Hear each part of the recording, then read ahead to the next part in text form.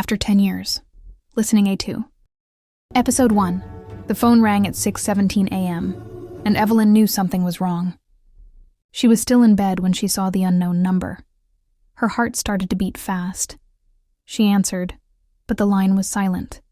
Then a calm male voice said, "Is this Evelyn Harper?" "Yes," she whispered.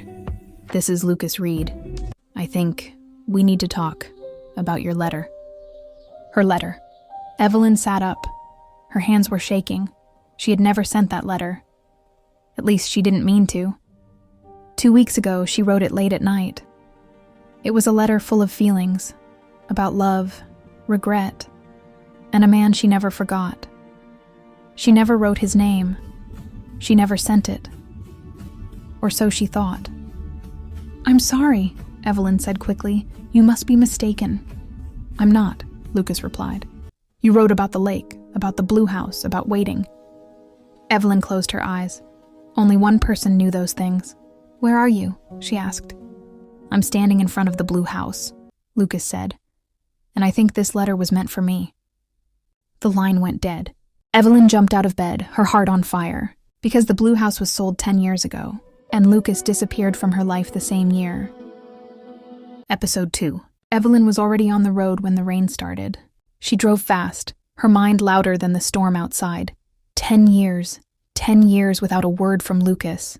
And now, a letter, a phone call, the blue house. How did he find her? Her phone buzzed again. Unknown number. "I'm still here," Lucas said. "Are you coming?" "Yes," she answered. "Don't move." "I won't," he said softly. "I waited long enough." The road to the lake looked the same, but everything felt different. Memories hit her hard. Laughter, silence. One last goodbye she never understood.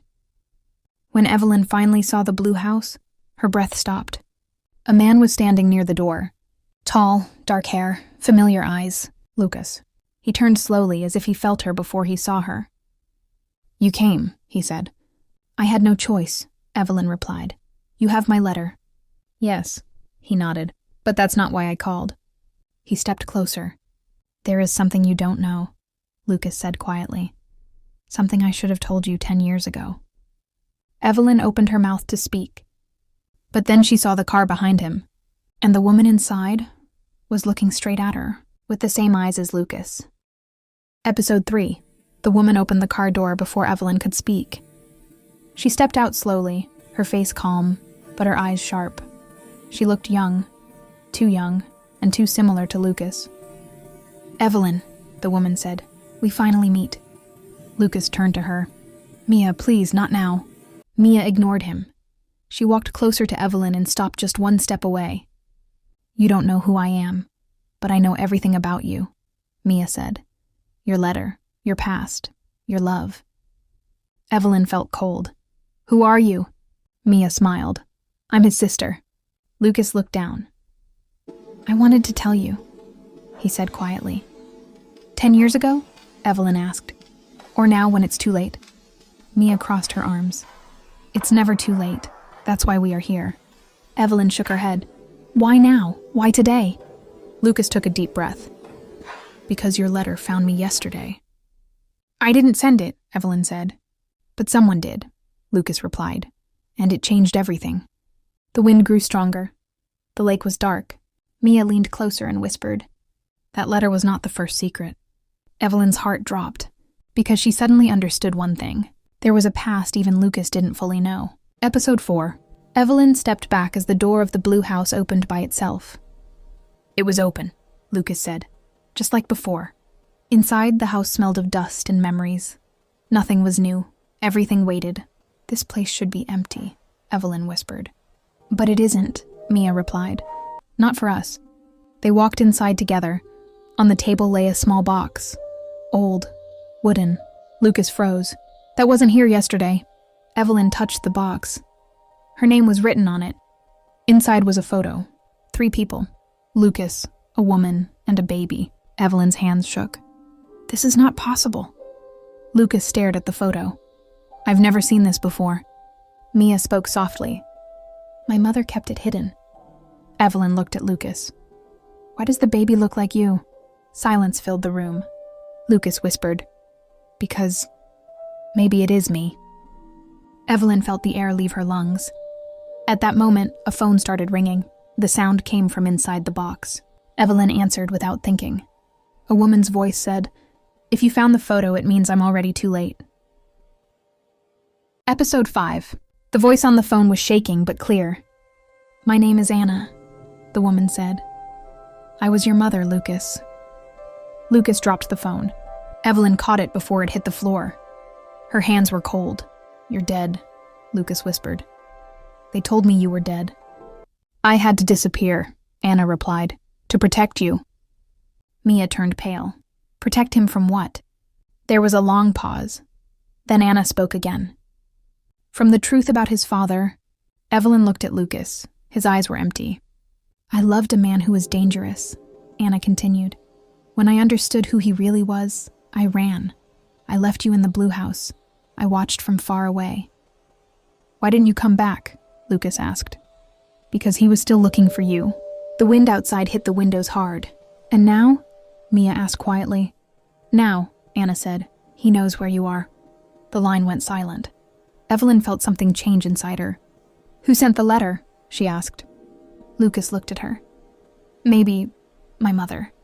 "No," Mia said slowly. "She never knew about the letter." Evelyn's phone buzzed. A new message appeared. From unknown. Subject, the lake remembers. And the door of the blue house began to open. Episode 6. A man stood in the doorway. Tall, calm, smiling. "I see you found the house again," he said. Lucas moved in front of Evelyn. "Stay back." The man laughed softly. "You look just like your mother." Mia whispered, "Who is he?" Lucas didn't answer. "I'm not here to hurt you," the man said. "I'm here for my son." Evelyn felt her knees weaken. "Your son?" she asked. "Yes," the man smiled. "Lucas?" Lucas shook his head. "You're lying." "Am I?" the man replied. "Ask your mother."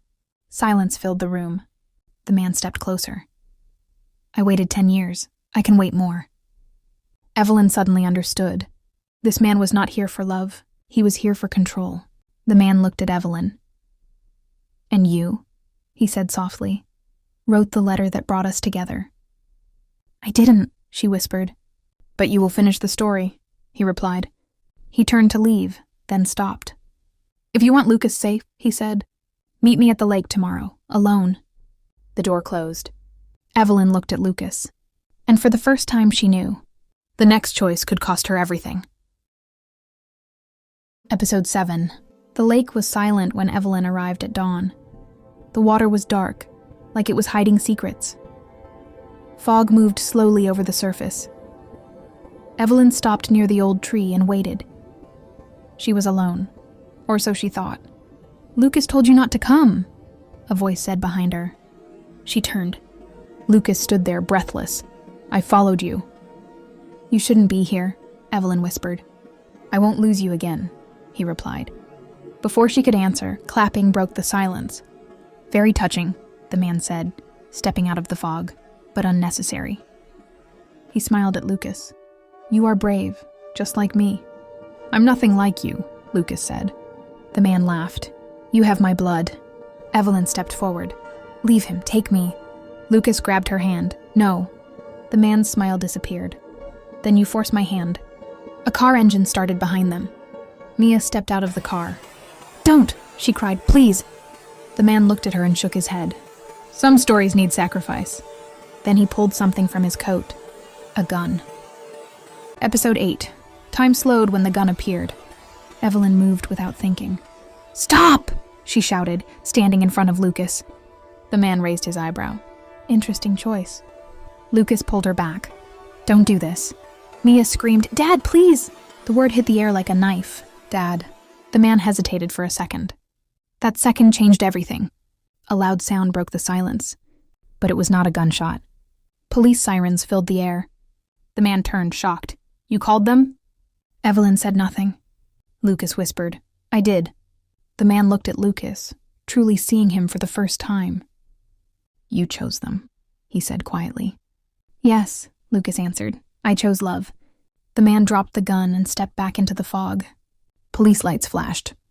But before they could reach him, he turned and looked at Evelyn. "This is not the end," he said. "The lake remembers." Then he disappeared into the trees. Evelyn's legs gave way. Lucas held her tightly. But as the sirens grew louder, Mia stared at the water, because something was floating on the lake, and it was coming closer. Episode 9 final. The object reached the shore slowly. Lucas stepped into the water and pulled it out. It was a small metal box, old and damaged. His hands trembled as he opened it. Inside was a letter, Evelyn's letter, but not the one she wrote 2 weeks ago. "This is dated 10 years ago," Lucas whispered. He began to read. "If you are reading this, it means I was too afraid to speak. I loved you, Lucas. I always did. I waited at the lake, but you never came. Still, my heart stayed with you." Evelyn covered her mouth. "I wrote that, but I burned it." "Some words don't burn," Mia said softly. Lucas looked at Evelyn with tears in his eyes. "I never knew. I was taken away that night.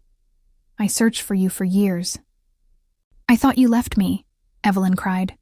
They stood there, broken by time but finally honest. The police lights faded. The danger was gone. Lucas took Evelyn's hands. "We lost 10 years, he said, "but we are here now." Evelyn nodded. "If we are brave." The lake was calm again, and this time it kept their secret, not of loss, but of love that survived everything. Learn English through stories. Welcome to the English Listening Stories channel. We will be happy for subscription.